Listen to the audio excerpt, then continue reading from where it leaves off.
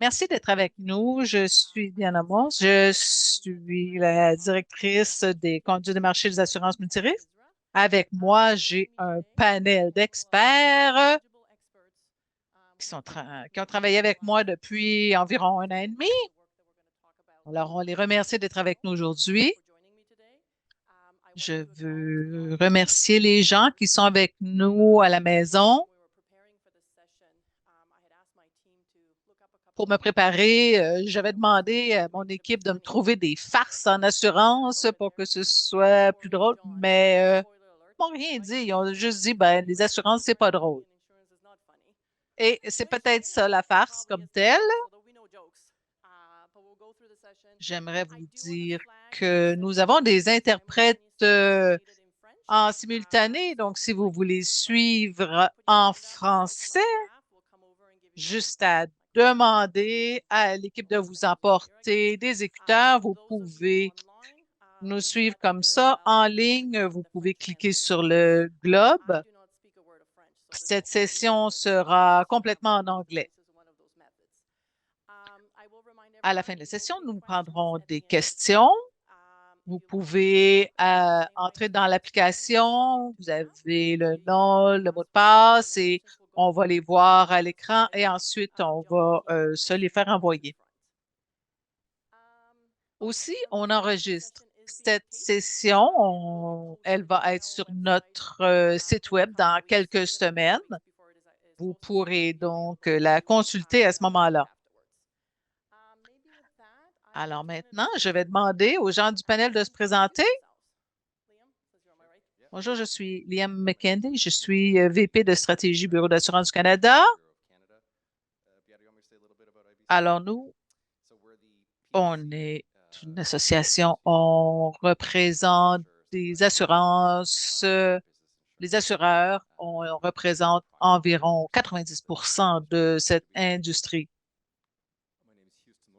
Oui, je suis avec le Conduct pour tous les secteurs. Je suis Ryan Stan, je suis avec Definity Assurance. Je suis responsable de la réglementation et des affaires de l'industrie. Vous avez peut-être entendu parler de certaines de nos marques. Nous sommes Economical, Sonnet et Petline. Alors, tout ça ensemble, on a un très beau mélange de types d'assurance. Alors, ça ici, c'est la session de supervision non-auto,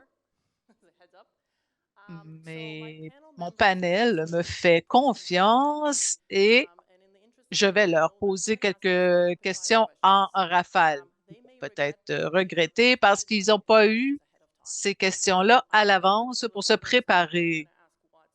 Alors, je vous prendrai comme ça sur le vif. Bien. Quelle est ta nourriture préférée?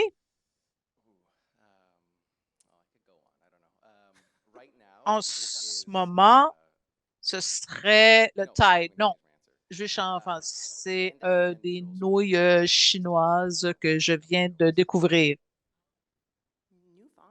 Houston, quelle matière tu préférais à l'école?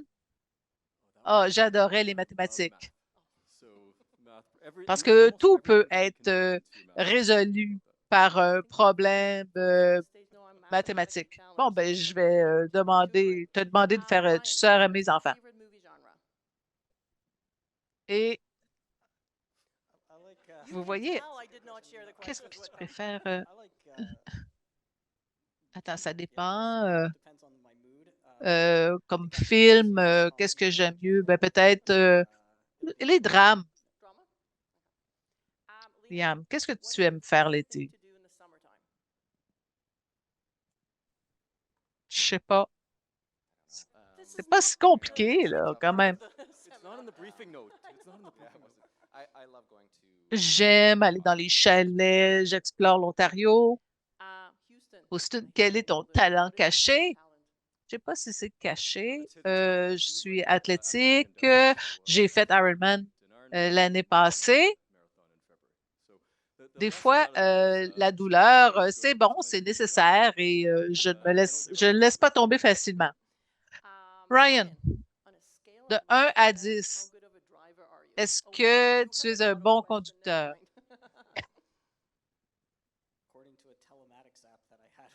Peut-être entre 7 et 8. Tu avais l'application et tu t'en es débarrassé. Ben, il y a eu un changement. Quelle est ton activité favorite? J'aime bien le Nintendo, le plus récent. J'aime beaucoup jouer à des jeux vidéo. Quel super pouvoir aimerais-tu avoir? Voler. Peut-être que ça pourrait jouer sur mes taux d'assurance. Nommer un des 7 nains. Dopé.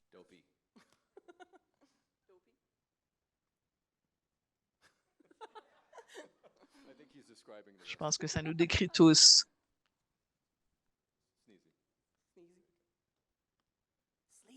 Bon, sleepy, lazy. Bon, on espère que ça va être un peu plus facile pour vous pour la fin de la session. Alors, Houston, pour toi, pourquoi est-ce qu'on regarde le secteur non-auto maintenant? Eh bien, ça prend des bonnes décisions. Ils ont la couverture qu'ils désirent et quand il y a un problème, il y a une possibilité de payer pour les coûts. Alors, traditionnellement, le régulateur se concentre là-dessus parce que c'est une grande part de marché, mais on regarde les besoins des clients et ce dont ils ont besoin, c'est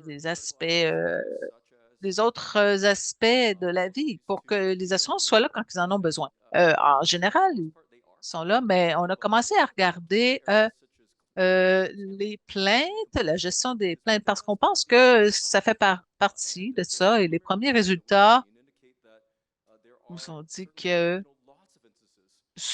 souvent, les cas sont très bien gérés et le client peut bénéficier des promesses qu'on leur a faites. On peut apprendre de ces expériences-là. Des fois, il y a quelqu'un qui n'est pas satisfait de certaines décisions. Des fois, c'est la chaîne d'approvisionnement. Des fois, c'est peut-être juste que le client ne comprend pas bien ce qui était inclus ou non dans la police. Alors, pour nous, c'est important de connaître ça et on veut donc adresser chacun de ces contributeurs pour s'assurer que les promesses vont être gardées. Et si ce n'est pas le cas, le régulateur va pouvoir essayer de mettre cela en lumière. Bon, je ne sais pas si je vais être capable de ne pas utiliser des acronymes, mais on va parler là du FTC, là.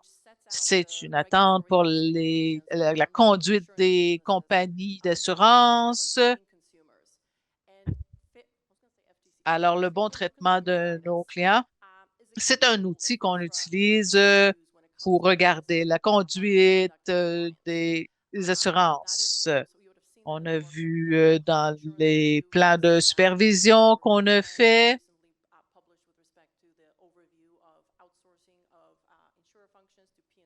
c'est au centre de notre travail. Je vais commencer avec Ryan. Alors, FTC, ça fait longtemps que ça existe. Comment est-ce qu'on peut mettre en œuvre ces règles-là et qu'est-ce qu'on peut faire pour s'assurer d'avoir un bon traitement du consommateur? Eh bien, c'est sûr qu'on veut faire la promotion. Alors, les expectatives qu'on a, c'est d'être à un très haut niveau. Alors, bon, je vais utiliser un acronyme, mais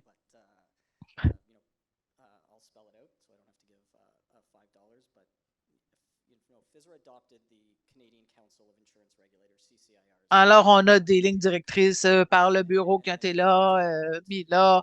Il y a des clients partout au pays qui veulent être bien servis et donc d'avoir une norme nationale pour ceux qui opèrent partout au pays. Ça peut être mis en œuvre partout dans leur bureau. D'avoir une norme nationale, c'est une approche très efficace pour réglementer et c'est une bonne façon là, de démontrer les attentes à nos entreprises. Je vais vous parler de deux points de vue. Un, au niveau de l'organisation et ensuite, on regardera comment peut se voir dans les interactions avec les consommateurs. Alors, au niveau de l'organisation, un peu comme les autres entreprises, on a des règles pour le traitement du consommateur et on veut bâtir une culture centrée sur le client et on veut que ça touche tous les postes partout pour qu'on puisse, en fin de compte, offrir un service supérieur, que ce soit de conseiller quelqu'un jusqu'à lui vendre une police d'assurance, de gérer les plaintes. Donc, pour supporter ça, on a des formations données à tous les employés.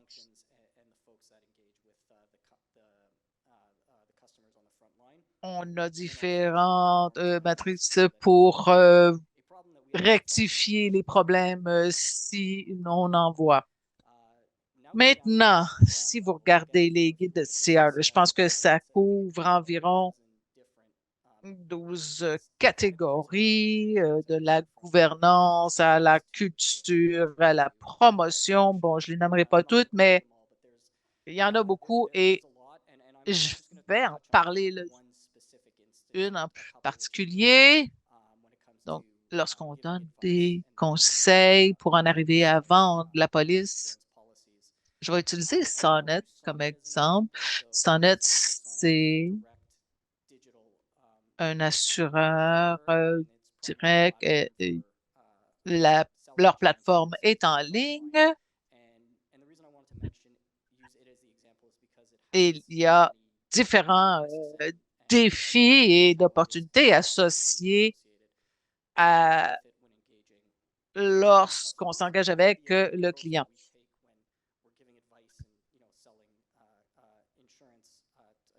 Et lorsqu'on veut vendre une police, là, on veut que les gens sentent qu'ils sont en valorisés.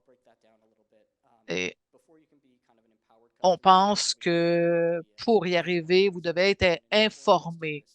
Euh, donc, le client doit avoir l'information dont il a besoin pour avoir confiance en la décision qu'il va prendre. Donc, pour informer les clients sur le site, on utilise un langage simple. On utilise des illustrations, comme ça le client voit très bien les options qui sont disponibles et les différentes implications de chacune d'entre elles. Vous avez aussi d'autres liens pour d'autres informations pour s'assurer qu'ils ont vraiment beaucoup d'informations. On veut s'assurer que le processus d'application aussi est très, très simple, de poser des questions nécessaires, qu'on sait que le client va savoir quoi écrire. Si vous allez sur le site, vous pouvez passer à travers le processus en quelques minutes, mais on sait que c'est pas pour tout le type de client. C'est peut-être pas ce qu'ils aimeraient avoir comme contact. Ils ont peut-être des questions, ils veulent un processus plus traditionnel. Alors, on veut leur offrir différentes options pour qu'ils se sentent en confiance. Alors, vous avez différentes options. Vous pouvez envoyer un courriel, il y a des téléphones. Alors, ça, c'est un type d'interaction. On veut vraiment euh, voir comment un client aimerait être traité et leur offrir tout ce que l'on pense qu'ils auraient besoin. Alors, peut-être tu pourrais nous parler d'un point de vue de l'industrie. Oui, si on regarde ça d'un peu plus haut, je crois que de la façon dont les assurances mettent en œuvre l'MCC,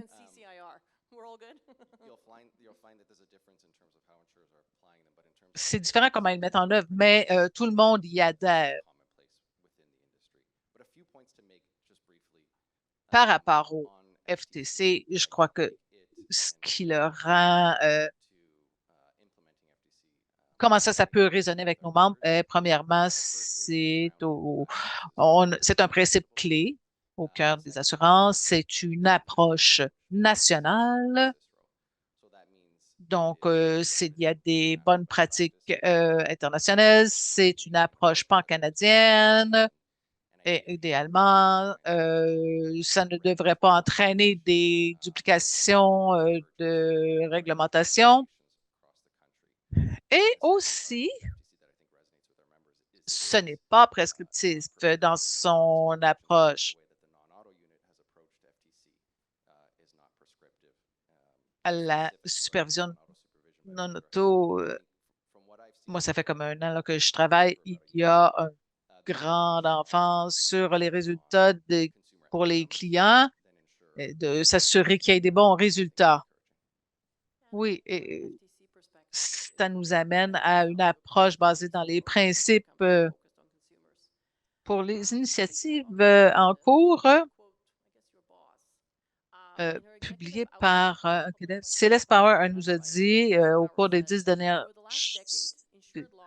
on a 2,2 milliards en dommages par année et au cours des 2 dernières années, on a au-dessus de 3 billions de dollars au niveau des catastrophes naturelles. Alors, qu'est-ce que l'industrie fait là, pour faire face à cette nouvelle normalité? Au cours des 4 dernières années, je pense que c'était des pertes les plus catastrophiques. Et ce qu'on a vu au niveau des conditions de l'hiver, on s'attend à des conditions très difficiles à l'horizon. Alors, on va parler des réclamations, des couvertures, le leadership dans les politiques. Par rapport aux réclamations, ce 3 milliards, c'est une augmentation de réclamations individuelles. Entre 2021 et 2022, ça a doublé au Canada et triplé en Ontario. Alors, même si en 2022, c'était un peu moins, c'était quand même le double. Alors, vous m'avez entendu le dire, on a des facteurs externes comme les chaînes d'approvisionnement, un manque de personnel. Ça met beaucoup de pression sur les capacités de répondre à ces réclamations. Et je crois que c'est pour ça que les assurances se sont concentrées sur ça. Euh, on a voulu augmenter les communications entre l'individu et l'entreprise, de recruter et de retenir le personnel. Des efforts énormes ont été faits là-dessus. Et la création d'équipes spécialisées pour faire face à des crises particulières. Alors, on pourra avoir une discussion pour voir ce que ça va faire, mais récemment, on voit euh, une baisse de réclamations d'enquêtes qui ont été faites. Alors, sur la couverture, on fait encore de la recherche interne à savoir comment le produit a évolué au cours des 10 dernières années. Je pense que le plus gros, c'est la protection d'inondation, mais aussi les infantiles qui ont mis en place pour les assureurs, pour encourager des encouragements, des mitigations des risques, des pompes, des genres c'est pour résister à la feuille. Je pense qu'on va voir ça plus davantage. Peut-être brièvement, Brian va en parler un peu plus. Il a joué beaucoup là-dedans. Je pense que l'industrie a vraiment mis les buildings qui soient là, peut-être des buildings d'amener, c'est pas juste dans la politique, surtout dans la résilience des individus. Je ne peux pas penser à une autre industrie qui ont financé ou appuyé plus de tiers parties qui sont dévouées soit primordialement ou souverainement d'avancer les politiques publiques pour la résilience. Par exemple, Climate Proof Canada, UBC, et d'autres associations de multirisques, l'association où la religion, c'est un focus principal. Je pense que ce côté-là, l'industrie pousse toute une approche de société complète que nous entendons à s'adapter à la nouvelle norme, à sont adaptés pour les décideurs. Alors, Brian, perspective définitive. Oui, c'est aussi un risque définitif et aussi une perspective de l'industrie. Comme Liam a peut-être fait ça, hein, les assureurs, ils vont tous dans la même direction, de plusieurs façons ici. On a entendu parler que le nouveau norme, il n'y a pas de nouveau norme, on a entendu ça ce matin, ça change constamment. Et les assureurs s'adaptent de façon constante et qui essayent de mettre le client dans la meilleure position possible pour gérer les risques à lesquels il va contacter les assureurs pour les aider à s'arranger. Ce que j'aime ici, que les assureurs font ici, je te parle d'assurance et de prix. Qu'est-ce qui arriverait? Puis pourquoi que ça coûte moins cher? Ça devait être plus bas. Mais ici, les statistiques que vous avez montrées, ça démontre que l'étendue et l'échelle que le risque climatique augmente et est plus sévère dans les catastrophes naturelles arrivent plus souvent. Les assureurs réagissent en augmentant la valeur qu'il offre. Et je crois qu'il y a beaucoup de bonnes initiatives qui aident à faire que les assurances propriété, dans ce cas ici, seraient plus valeur pour un des clients. J'ai identifié 5 façons, certains de nos clients ont parlé. Le premier, c'est les assureurs multirisques répondent avec plus de couverture. Liam a parlé des assurances de la dénudation résidentielle. Il y a 10 années, ça n'existait pas. C'est pas assurable, ça ne peut pas exister. Lentement, mais sûrement, un compris à la fois. Maintenant, 90% du marché dans les zones de risque basse et médium qu'on peut aller chercher de couverture. Et je pense qu'un des plus grands accomplissements de l'industrie. Aussi, avec la façon d'aider aux clients de minimiser la menace de perte. Quand on a vraiment des sump-pumps ou d'autres mesures de résilience pour réduire les questions de dommages pour que des égouts qui refoulent ou d'autres dangers aussi. Dans le cas à Definity, on a ce genre d'escompte. Aussi pour l'assurance de propriété commerciale pour les entreprises qui ont certains critères environnementaux et peuvent acheter des augmentations de valorisation aussi de renversement vert, ils sont compétitifs en fond de ça. Ou après une perte, les compagnies d'assurance vont couvrir de façon plus élevée, plus que les limites, afin d'installer des solutions éco, c'est le troisième et celui, comme moi, donc je suis le plus fier et comme moi, je pense qu'il est tellement de même à bonne valeur. C'est que les assureurs répondent en énorme nombre à rebâtir et se reprendre. Plusieurs compagnies, ils ont des équipes des catastrophes, des équipes de réponse de catastrophes naturelles. On a des personnels, des ajusteurs et évaluateurs sur le côté est et le côté ouest.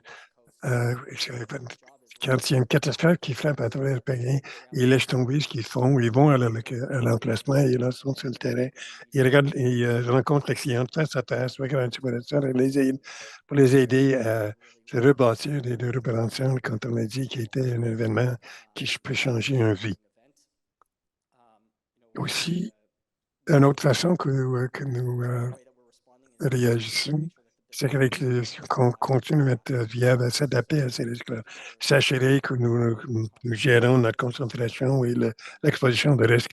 C'est un sujet peut-être plus ennuyant, mais c'est très important, mais il faut s'assurer qu'on puisse rencontrer les obligations dans les polices d'assurance et aider nos clients quand il y a une réclamation. Et comme tu t'ai ajouté, Liam, ce que vous avez mentionné, le cinquième, c'est-à-dire d'engager les présidents de des politiques publiques, par exemple. Parce qu'une compagnie ou une industrie ne peut pas le faire. Ça doit être une partenariat public-privé de plusieurs façons. Et c'est bien avant que l'industrie multirisque qui mène le chemin. Venezuela, comme vous le savez, ils ont commencé une révision des revendications l'année passée. Alors, Houston, je vais le passer à vous. Pourquoi que l'assurance maison est une vaccination? Qu'est-ce que faisait la privée? Est-ce que vous pourriez nous parler un peu de l'idée d'avance? Qu'est-ce que je pourrais dire? Oui, ça peut avoir tourné les commentaires qu'on a fait. C'est ça le premier qu'on a fait. Quand il y a une réclamation, quand il y a une plainte, ça fait partie du deal des perspectives et conspectives. Je veux ajouter jusqu'à mes collègues, ils ont parlé question de fréquence. Aussi, de préoccupation de côté coût. Ce sont des considérations très importantes parce que ce n'est pas un marché ou une situation qui est statique et qui ne change pas. En fait, c'est l'opposé à cause des enjeux du changement climatique, à cause des densités, à cause des attentes et des coûts avec les différents. Et je pense que c'est juste pour dire que beaucoup d'observateurs, ils ne savent pas exactement ce qui se passe, question de la police, la couverture, etc. Quelle soit la meilleure façon d'aller voir ça. On a décidé qu'on ferait le travail avec les assureurs, puis savoir quelles sont la façon de gérer les plaintes et les réclamations. Et on sait qu'il y a des enjeux de temps à autre pour avoir un ajusteur qui se rende sur place, parce que ça fait partie de ça quand il y a des événements de catastrophes naturelles. On sait qu'il y a des situations où le président n'était pas content. Et c'est là que les questions de gérer des plaintes en temps aigu. Qu'est-ce qui est plus un défi? Qu'est-ce qui peut être fait pour aider avec ça? Alors, on pense que la transparence additionnelle qu'on va pouvoir offrir quand nous publions notre rapport va aider, question d'identifier des facteurs déterminants. Je pense que c'est important de dire que la ponctualité avec laquelle une réclamation est gérée après ça de donner un renseignement à un client, c'est des facteurs importants. Et ça fait partie, en fait, du traitement juste. Et nous pensons aussi qu'il y a un rôle aussi pour nous. Il y a des choses que nous, on peut apprendre de ça aussi, comme par exemple les capacités de l'ajusteur. Quand le système est surpassé, le système qui est un mécanisme qui va ajuster la capacité. On travaille avec un partenaire à travers le pays pour apprendre davantage comment ils font la même chose. Donc, ça, c'est une domaine.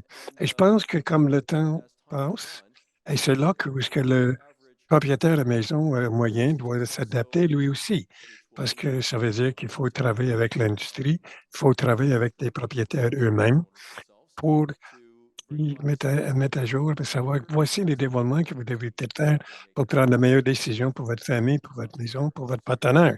Et tout ce travail-là est fait, et ça se fait comme faisant partie de CCR. Mais rester en écoute, c'est plus ça veut dire.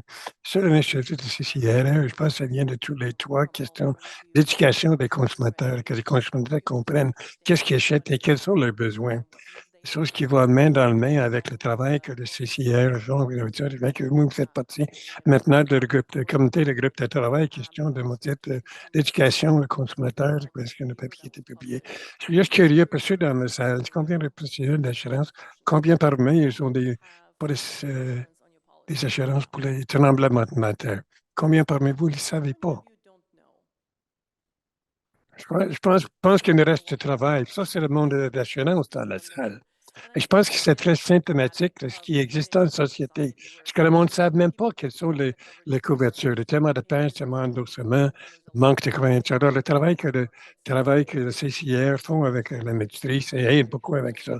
Léman va vous donner mes grandes choses. IBC a fait certain travail sur l'assurance maison à aider les travail. C'est vrai, nous faisons, on a des ressources sur notre site web. On a ici un centre de l'information des consommateurs. C'est peut-être pas aussi bien connu qu'on aimerait bien, mais c'est un service qui est offert par le CBC Laurentides. On a des professionnels consommateurs qui prennent des appels et offrir une perspective impersonnelle. On reçoit des milliers de courriels et des appels à tous les années à nos officiers de renseignement des consommateurs. On a aussi, comme vous avez mentionné, des ressources d'assurance maison comme sur le site web, des conseils de mitigation de risques, etc. Le plus important, c'est qu'on a une glossaire des termes qui est très besoin. Ça explique les validations. Je devrais dire qu'on a commencé dans l'industrie il y a des années, j'ai remarqué un changement beaucoup pour le langage, beaucoup plus normal, ordinaire quoi, pour l'industrie, sachant comment on communique avec l'industrie. Alors, on enlève du travail aux avocats, quoi. L'année passée, à la conférence d'assurance nationale, vous avez fait une panel, comment l'industrie peut sortir de recéder. Bon. Un peu le conseil de le panel, c'était de donner des données des régulateurs organisations, des règles de risque qui concernent potentiels avant qu'ils soient organisés. Je pense que je vais sur le speed dial, comme ça, je ferai plusieurs dans la salle. De votre avis, qu'est-ce que Facebook a bien fait et qu'est-ce que nous pouvons mieux faire pour travailler ensemble avec l'industrie pour mieux protéger les consommateurs? Comme ma femme veut changer mon comportement, elle me donne une sandwich de complément. Alors, je vais employer cette technique-là. Je pense que la première chose, c'est, si on reste avec le nono avec le comité conseil technique, je crois avoir mes observations et je pense que mes membres de religion, c'est une approche importante sur la consultation ponctuelle. Il y a plusieurs exemples que je peux vous montrer de vision d'assurance maison où est-ce que vous avez pris des commentaires des assurés en ligne de compte quand ils travaillent avec nous, question l'étendue des questions en particulier. Vous avez montré une certaine flexibilité de reconnaissance certaines des questions, des préoccupations que les assurés ils ont. Par contre, si on va te prendre sur l'engagement, t'es dedans. Et dans certains cas, ça peut être un modèle pour d'autres régulateurs. Maintenant viennent de mauvaises nouvelles. Par contre, avec les sandwichs complémentaires, et c'est pas quasiment une question de Facebook. Houston, vous avez mentionné plus tôt des licences pour les ajusteurs. Je ne peux pas me souscrire donc quoi, à la rationale qu'on a besoin de 10 ou plus régimes d'accréditation pour les ajusteurs au Canada.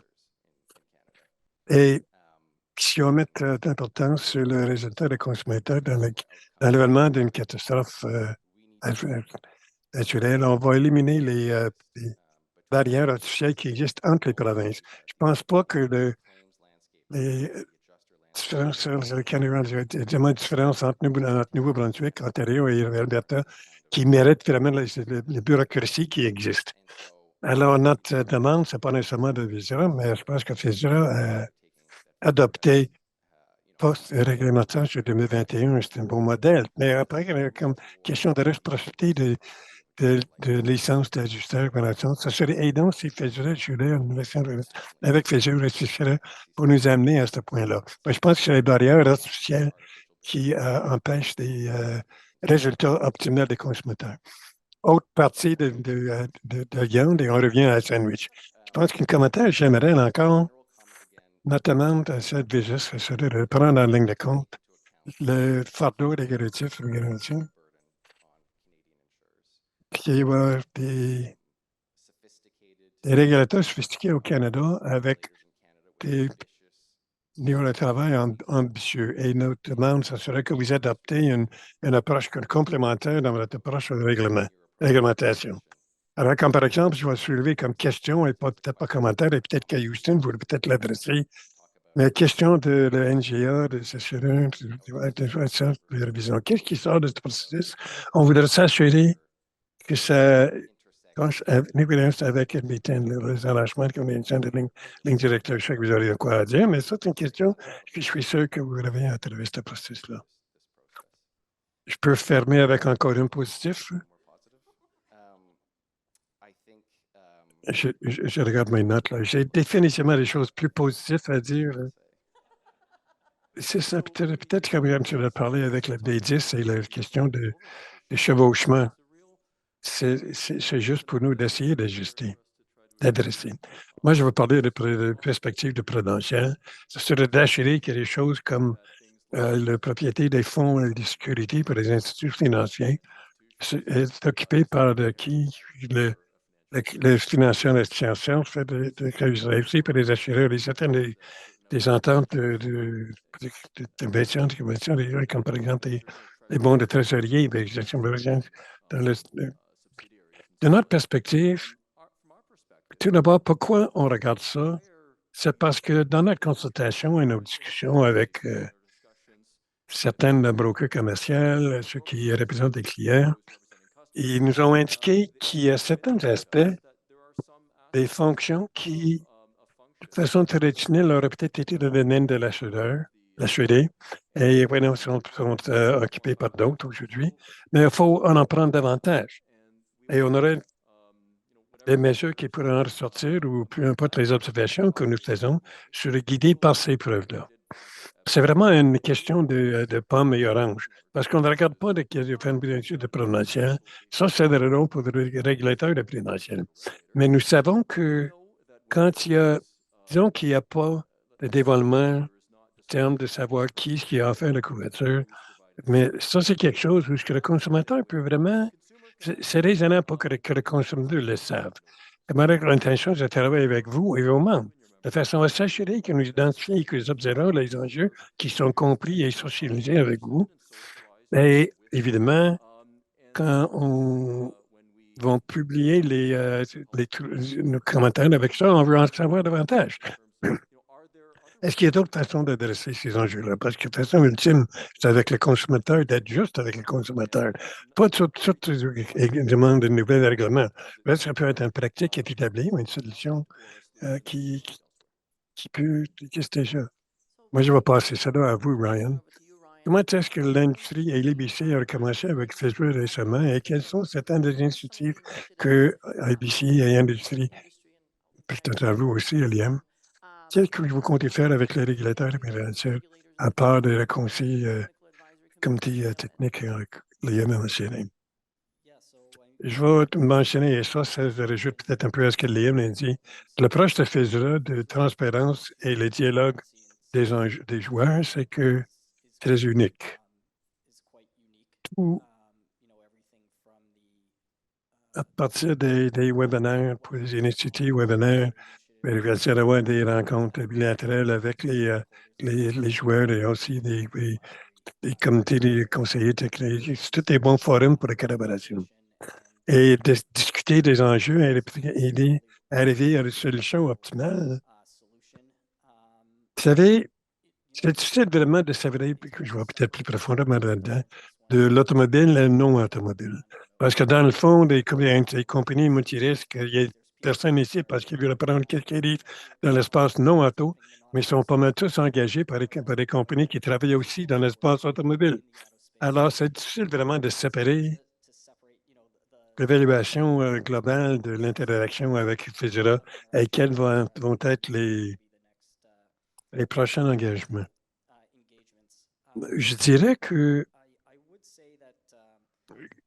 normalement, généralement, on voit un changement vers un focus basé sur les recommandations de principe. Nous, on voit ça comme des notions, on peut être sur tous les thèmes honnêtement, parce que vous ouvrez vos portes, vous voulez avoir de nos nouvelles, vous nous rencontrez ponctuellement. Parce que pas comme si on va regarder ça dans une peine. Parlons-en. Voici une ébauche, une sondage ébauche. On n'est pas sûr si ça sent de pouvoir partager en ce moment dans cette format-là. Parlons de qu'est-ce que ça va avoir de là comme sondage. Alors, on veut être présent à tous les tables, de venir à une entente commune de c'est quoi l'enjeu et d'être en position de travailler avec le coup sur les solutions éventuelles. Ou pour parler d'un exemple automobile où est-ce qu'on voit un peu de bon travail qu'il fait. Et ça, c'est dans l'espace de stratégie de réforme pour les tarifs, augmentation de régulation, où est-ce que je vais travailler là-dessus depuis quelques années maintenant. C'est le but par le bain de 2025, le programme, c'est la façon d'approche traditionnelle basée sur les règles plutôt que par les principes. Il y a encore beaucoup de choses à rajouter. Il n'y a pas d'autres consultations à faire. Mais il y a beaucoup de momentum. euh, je pense qu'après 6 ans, et l'industrie doit être là aussi. Elle va peut-être coopérer avec le momentum qu'on voit dans cet espace central, que je peux que ça passe dans l'espace non. Tu voudrais ajouter quelque chose? Oui, peut-être. Vous avez parlé du Cicero et du projet Cicero qui regarde les risques du climat et il y a un grand projet qui est déjà pris, là, je regardais Collective, qui connaît bien. Je crois que ça va devenir une priorité pour la prochaine année. Et une observation que j'ai eue depuis j'ai joint le projet, c'est les risques de la propriété aux propriétaires. Il faut offrir une gestion de risque. On s'entend, on s'est engagé pour faire face aux inondations. Alors, j'imagine que bientôt, là, on s'enligne sur le nouveau budget, là. Je crois que vous allez entendre parler d'un plan national contre les inondations. Bon, on va changer de sujet. Peut-être que on a parlé de révision par rapport à l'OGM. Euh, Greg Williams qui disait avec plus de 80 AGP au Canada, continue un des segments du marché canadien de l'assurance la plus rapide. Du point de vue des primes d'assurance, on estime que 3,5 à 4 milliards de dollars transitent pour les AGA, ce qui représente 10 des primes brutes souscrites. Alors, pour ceux qui ont lu ce rapport-là, on a fait beaucoup de travail intelligence. On a discuté avec tous les intervenants de l'industrie, au niveau périphérique et à haut niveau, on a identifié des potentiels de conflits d'intérêts ou de non-divulgation. On a aussi des inquiétudes par rapport à l'assuré qui diminuerait le risque. Un potentiel dans les délais par rapport à la mauvaise gestion des réclamations. Et, euh, les clients veulent savoir à qui se plaindre, qu'est-ce qui va en passer. La mauvaise gestion des fonds, euh, peut-être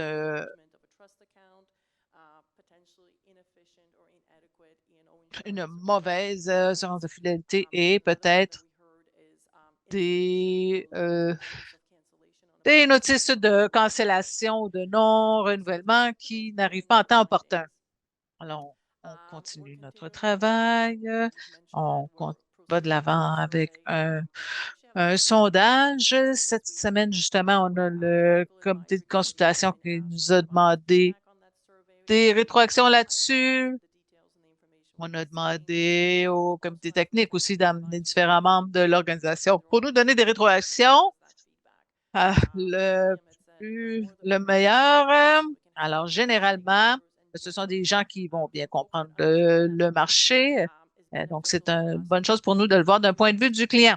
Alors, Houston, pourquoi est-ce que c'est une priorité pour la RFE, puis c'est quoi les prochaines étapes? Eh bien, on a différentes réunions avec les clients de façon. On est avec un comité consultatif, on a des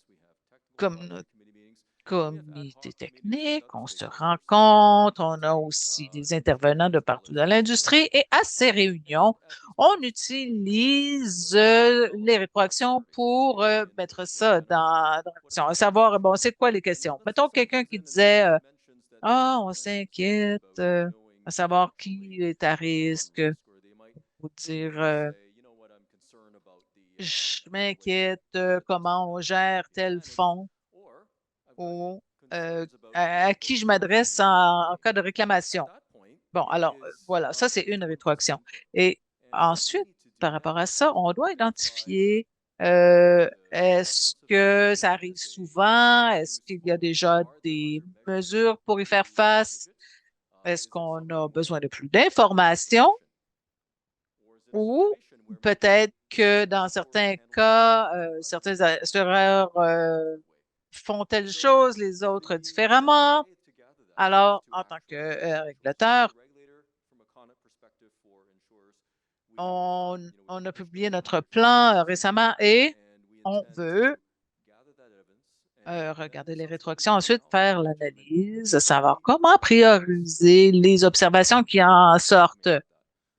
Des fois, on peut dire, ah, c'est idiosyncratique et dire, ah, vous savez, là, quand on gère les réclamations, il y a des gens qui disent, ah, je ne savais pas qu'est-ce qui se passait, il y avait une entité, un autre. Bon, là, nous, on observe ça, cette situation-là. Puis bon, si ça arrive rarement, on se dit, bon, OK. Mais si c'est un risque pour le consommateur, est-ce qu'on aurait à mettre plus de réglementation autour de ça? Donc, on récolte l'information et ensuite, on va parler entre nous. Alors, on vient juste de publier un ébauche de plan, mais on va continuer de s'engager avec vous, avec tout le monde dans l'industrie, pour s'assurer qu'on identifie les vraies questions. Alors, vous avez parlé du comité technique et consultatif. Qu'est-ce qu'on peut faire pour s'assurer qu'on comprend bien le marché et qu'on se sente sur les bonnes choses? Qu'est-ce que vous nous donneriez comme conseil, là? Je crois que il faut regarder la situation au complet. Houston en a touché un peu, à savoir c'est qui, GM, c'est quoi le rôle sur le marché, tout ça, c'est important. Il y a des entreprises qui ne peuvent pas être assurées à cause de la nature du risque et les GM sont là pour combler l'écart.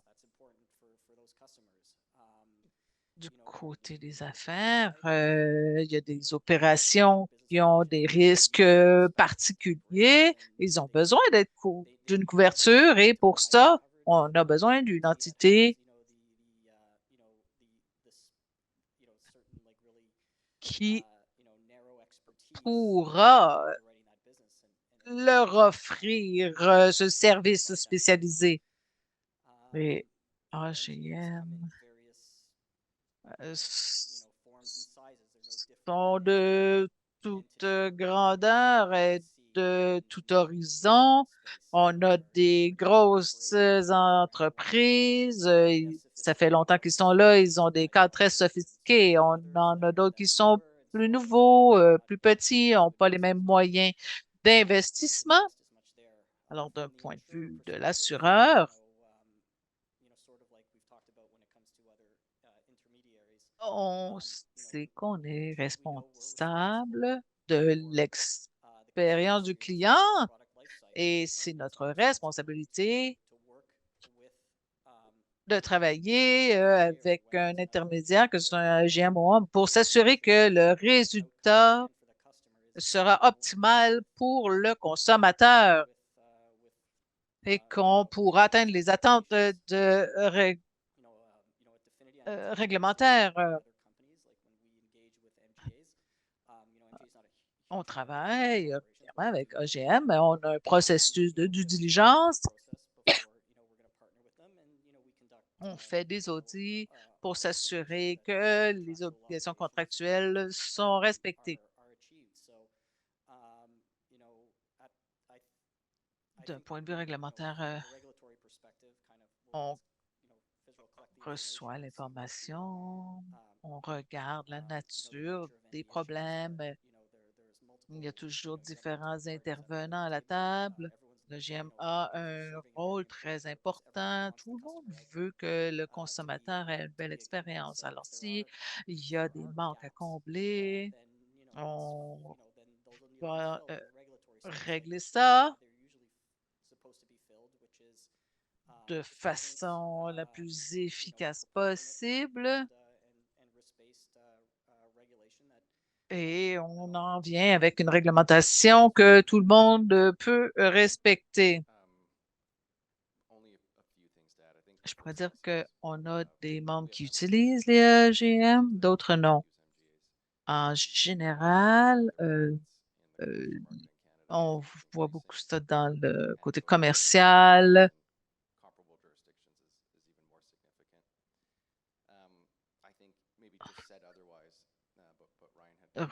Redit d'une autre façon, les assureurs comprennent qu'ils sont responsables du client, peu importe où est la réclamation. Une des choses qu'on peut découvrir à l'exploration euh, de la relation avec l'RGM, c'est les bénéfices qui sont là. Ce sont des capitaux qui sont utilisés par l'AGM. Il doit y avoir une relation très rigoureuse, là, comme on a dit, avec des audits, par exemple. C'est important d'avoir un processus clairement établi et on a bien hâte de continuer la discussion avec César. Oui, on a vu ça dans le questionnaire, hein? On a parlé beaucoup du travail que l'on veut faire en collaboration dans l'avenir, mais je vais demander à Ryan de donner des exemples de collaboration entre le secteur et la FSRA qui euh, regardait la protection du consommateur.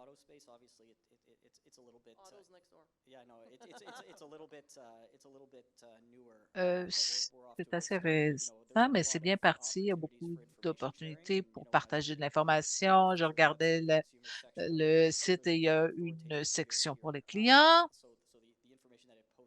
Il y a beaucoup d'informations pour les maisons, les commerces, comment baisser leurs primes, quelles sont leurs responsabilités. Alors, juste partager cette information-là, c'est très important. Le travail qu'on fait pour s'assurer qu'un client vulnérable ait une bonne expérience tout au cours de ce processus financier. C'est un très bel exemple. Caesar a identifié une question et amené tous les intervenants à la table très tôt, n'a pas essayé de trouver les solutions tout seul, mais a collaboré vraiment avec les réglementaires, les clients, et on regardait les processus internes pour aider les clients qui ont peut-être un peu plus besoin d'aide. Alors, pour moi, c'est un très bon exemple. On verra là, comment ça va aller. Là. Ça devrait aller jusqu'en 2026-27. mais tous les intervenants de l'industrie qui travaillent ensemble pour s'assurer que le consommateur soit bien pris en charge. Du côté de l'auto, là, Pfizer, après la pandémie, a réagi et a offert des outils ou des réductions aux consommateurs et ça a été très bien reçu. Je ne sais pas si ça a vraiment été bien pris. Je pense que c'est 3,6 milliards là, qui ont été retirés pour aider la population. Euh, on voit des fois des surcharges et Pfizer comprend l'importance des signaux qui sont envoyés à cause de ça. On a fait du beau travail ensemble sur les supports au commerce. Je ne sais pas si tu te souviens, tu étais à IBC à ce moment-là, mais on a lancé l'équipe de direction d'assurance du commerce et c'était pour le secteur en hospitalité et ça nous a amené plusieurs politiques. C'était une mesure à court terme pour aider les commerces qui ont été vraiment touchés fortement par la pandémie. 95% de ces commerces qui en ont profité sont encore en affaires aujourd'hui. On a aussi offert des services gratuits en gestion à une centaine de commerces au pays. Et on a été très bien appuyés tout au long. On s'est fait poser des questions, on s'est fait aider. Tout le monde était à la table, le corps réglementaire, les intervenants et tout ça. Là, on est en mars 2024. Est-ce qu'on se souvient de ce qu'on faisait en mars 2020? Tout particulièrement à la fin du mois de mars 2020. Si on n'était pas à la maison, on se dépêchait pour revenir et on avait des appels des gens de l'industrie à chaque jour qui nous appelaient parce qu'on parlait de trois choses. Aider, l'accessibilité et les réclamations.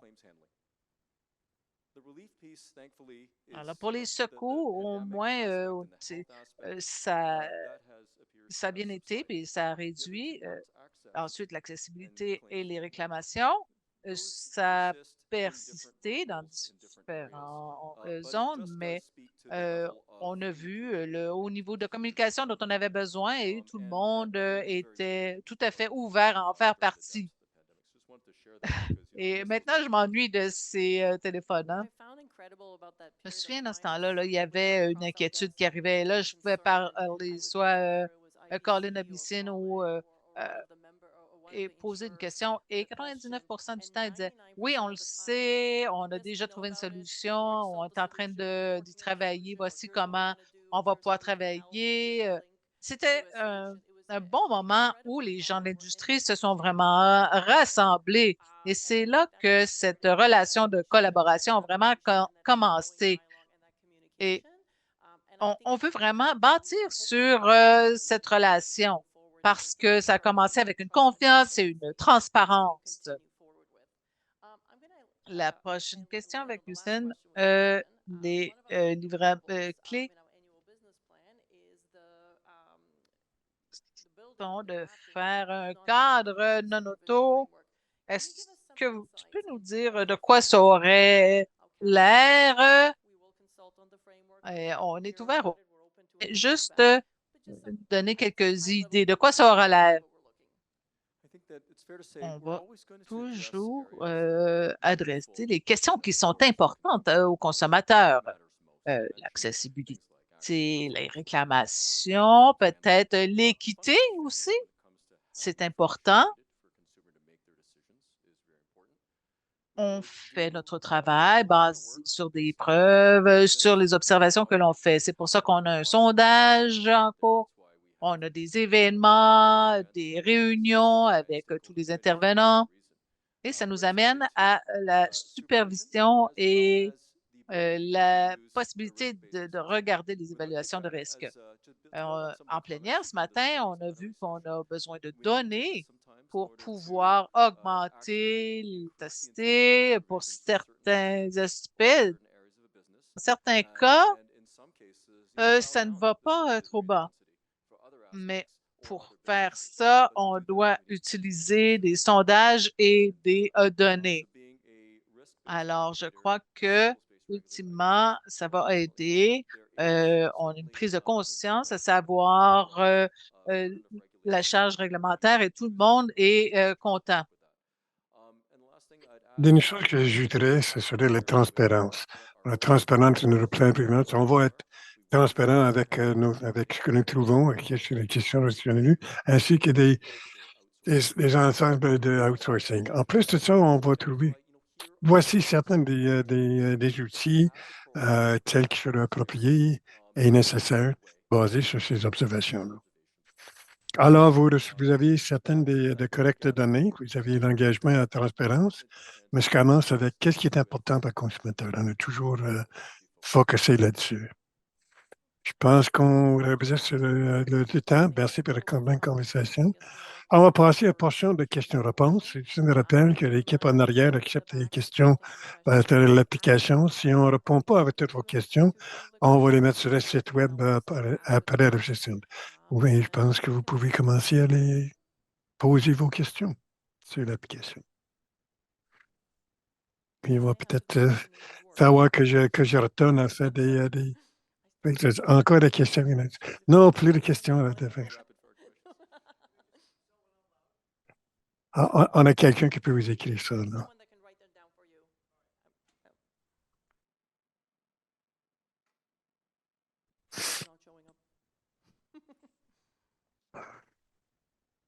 Bon, voilà.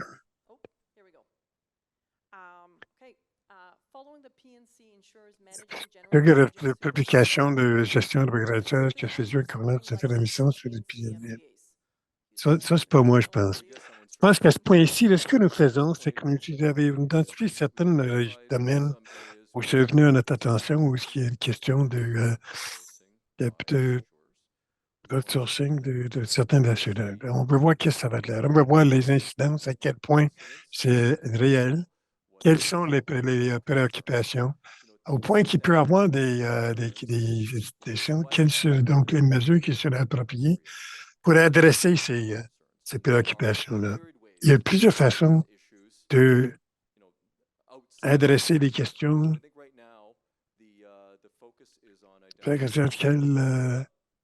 Les choses relatives dans les enjeux potentiels et qui est-ce qui traite la réclamation, avec qui je fais affaire, le dévoilement, de pouvoir être certain que des choses comme des comptes en fiducie sont traités comme faux, etc. Et je pense que les mesures que nous prenons vont dépendre de ce que nous trouvons et aussi des consultations additionnelles. Alors, ce n'est pas quelque chose que nous regardons présentement. Maintenant, on regarde simplement à regarder c'est quoi le paysage qui existe, qu'est-ce qui se passe, et on va prendre des mesures appropriées.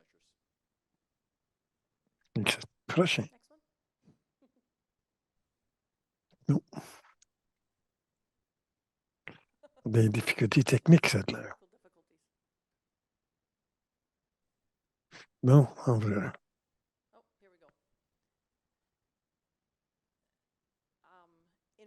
Dans les guinées régulatoires et le contenu d'assurance sont redevables du canal de distribution complet concorde avec la vestimentaire. Comment est-ce que tu faisais qui se reprennent les améliorations et les confidentiels sur le redevance et où est-ce que vous voyez les dévoiler? Un peu semblable à la question précédente. Alors, je vais le passer encore à Houston. Je crois que ça, c'est une question importante. Je pense que c'est là que les données et les preuves et les résultats pour un sondage vont vraiment aider. Parce que c'est important. S'il va avoir de la justesse, s'il va être opérationnalisé, le monde s'attend et c'est juste que ça s'applique à tout le monde. Ça ne peut pas être juste OK ici, mais là-bas, d'autres choses qui se passent. Alors, c'est ça le pouvoir d'être transparent. C'est ça le pouvoir de vraiment aller chercher directement des assureurs. Je pense que ce serait une combinaison de. Je pense que la solution va rester basée sur l'incidence. Et qui est le mieux placé pour traiter ça? Comme par exemple, on a eu des situations dans le passé où est-ce que nous passons un téléphone et nous disons aux assurants, voici la situation, on veut travailler avec vous là-dessus. Est-ce qu'il y a une clarté qu'on peut mettre sur ce sujet-là? Et dans certains cas, on a publié des questions des enseignements pour les guider. Hein. Dans plusieurs cas, et ça mène mené au changement, donc il y en avait besoin. Dans d'autres cas, c'est plus compliqué. Mais dans d'autres cas, même, c'est l'éducation du consommateur. Parfois, c'est juste s'assurer que le monde comprenne le paysage. On va être ici par après pour des suivis, mais je pense que le bout ici, c'est qu'un terrain de jeu qui serait juste pour tout le monde. Est-ce qu'on peut identifier quelque chose qui va travailler, fonctionner avec l'industrie et les consommateurs et s'assurer que c'est exécuté de façon juste? Bon, le prochain étant dans la délégation de FISRA par Bibo, une organisation québécoise réglementaire, comment ils ont intention de travailler avec Ibo et travailler sur les priorités, approches et les mesures communes quand ça vient à l'industrie multitâche, multirisque. Alors, Ibo, comme vous le savez, c'est tout régulateur pour des brokers d'assurance. Ils sont représentés ici. Nous travaillons avec eux sur une base régulière. Je crois qu'il y a des enjeux qui sont évidemment des enjeux de broker.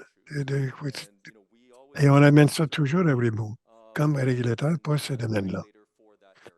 Où est-ce qu'il y a des enjeux pour des assureurs, il y a des régulateurs pour des assureurs et nous vont prendre ces préoccupations qu'on a en rapport avec les assureurs, que ce soit le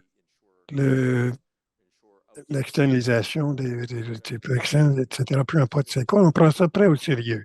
Où est-ce qu'il y a des déprivations pour l'interception, où est-ce on traite peut-être avec une situation commune qui est vécue et par les brokers et les assureurs. Alors, on va travailler ensemble. La question de ça, c'est on a travaillé de façon très près avec Ribaud parce qu'il y a des agents, des brokers qui avaient des renseignements. Ils me faisaient aussi certaines de leurs préoccupations.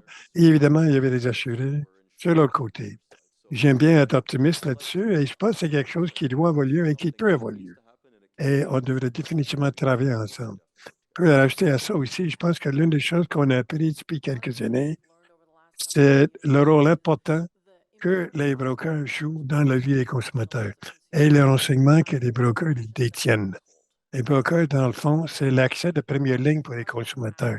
Ils ont les renseignements. Souvent, c'est le broker qui peut identifier un enjeu potentiel ou une tendance qui s'en vient avant que qui que ce soit au courant.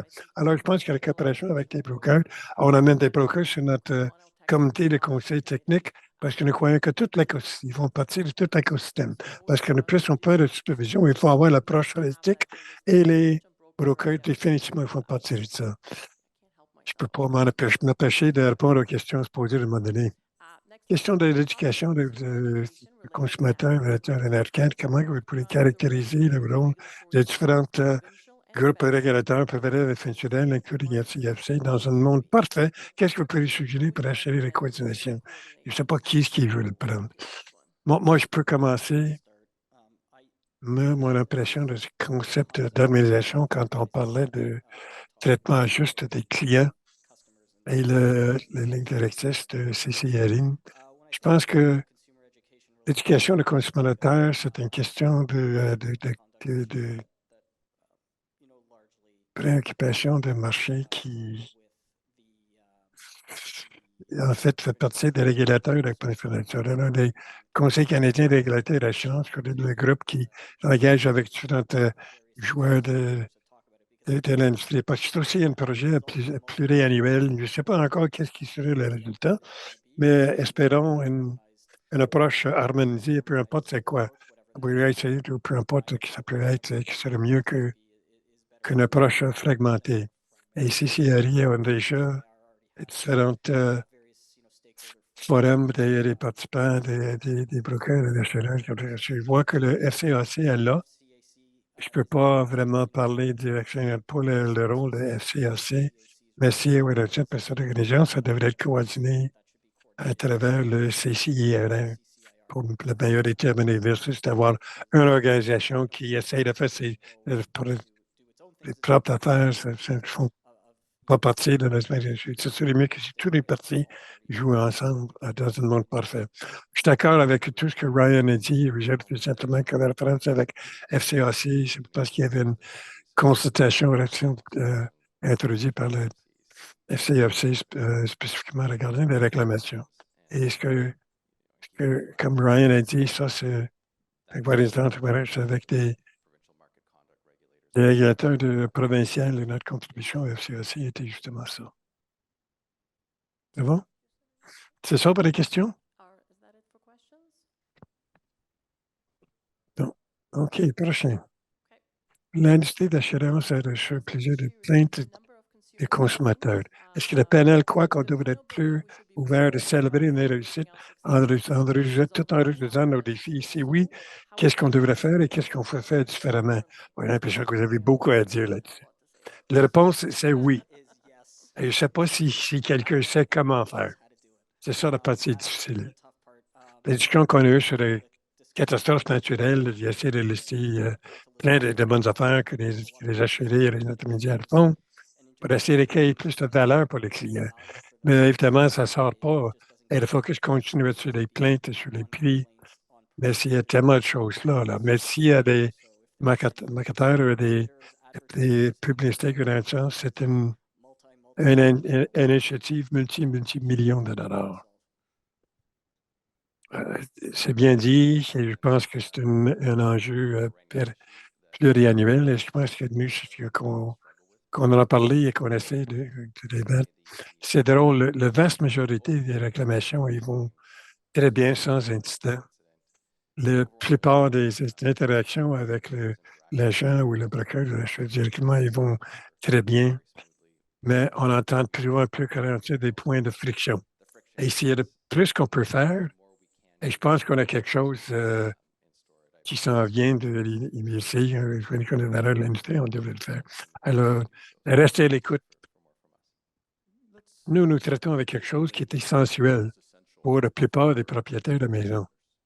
Quand ça vient à l'expérience, par exemple, sur des revues d'habitation. Je pense que notre publication va aussi mettre la lumière sur ce qui se passe.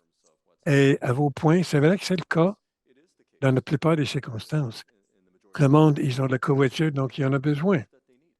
Et je pense que nous allons faire, c'est de regarder certains des enjeux de ponctualité. Maintenant, ça va identifier dans plusieurs cas. Le monde les réclamations sont résolues et ils ont l'appui qu'ils ont besoin désespérément au bon moment. Alors, c'est quelque chose qu'on peut travailler ensemble encore. On pourrait partager les données reliées à ça. Alors, ça nous amène à la conclusion de notre session. On espère que vous avez reçu des renseignements qui vous aidaient et j'espère que vous avez quitté avec le message que c'est vraiment de continuer à travailler avec vous. Nos portes sont toujours ouvertes, que ce soit dans les engagements formels, dans des comités, des techniques de nature, de l'interaction, ou pas moi, vous êtes certain dans le public ou ici sur le plateau de l'expression. Si vous êtes là, puis il y a une session de feedback, de rétroaction, il y a l'application, nous cherchons vos commentaires pour améliorer les conférences à l'avenir. Et je vous demande de tout se joindre à nous pour continuer les discussions. Je crois qu'il va y avoir une réception très courte avec un centre et un cash bar. Merci beaucoup.